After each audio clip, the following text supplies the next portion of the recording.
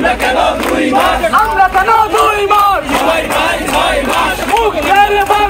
কেউ যদি আমাদের উপর কোনো হামলা করে এরপরে আমরা এখান থেকে ডাকসু ঘেরাও করতে চলে যাবো। সেপ্টেম্বর পরীক্ষা হয়েছে, যে কারণে 3 বার পরীক্ষা পিছিয়ে যায়, যে কারণে আমরা এখানে অনেক সময়টা মানে রিটেনের জন্য যে সময়টা পেতাম, আমাদের যদি আমাদের বলতো যে প্রিলিমিনারি যখন ঘোষণা ডেট দিয়েছে, ফিক্স ডেট করে রাখতো যে প্রিলি এই তারিখে হবে এবং রিটেন ওই তারিখে হবে, তাহলে আমরা 6 মাস টাইম পেতাম মিনিমাম।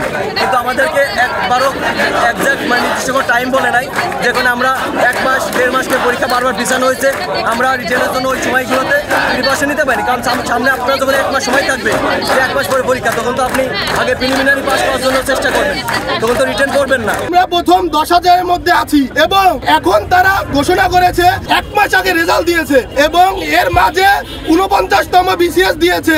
আলটিমেটলি আমরা 40 থেকে 45 দিন সময় পাচ্ছি। একটা লিখিত সিলেবাস এত কম সময়ে শেষ করা সম্ভব না।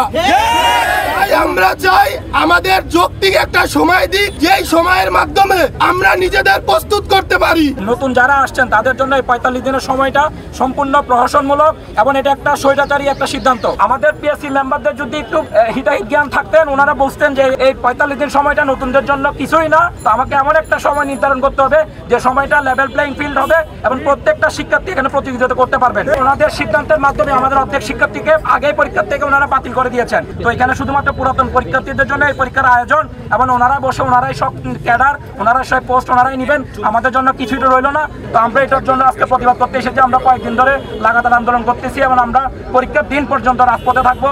হয়তো ওনারা আমাদেরকে মেরে হসপিটালে পাঠাবেন, না হলে জেলখানায় দিয়ে দিবেন, আর না হলে আমাদেরকে এই দেশ থেকে বের করে দিবেন। কারণ পরবর্তী 50তম বিসিএস এর পরিকল্পনা এবং 46তম বিসিএস এর পরিকল্পনার মাঝখানে আমাদেরকে স্যান্ডউইচ বানিয়েছেন। কেউ যদি আমাদের উপর কোনো হামলা করে এরপরে আমরা এখান থেকে ডাকসু ঘেরাও করতে চলে যাবো।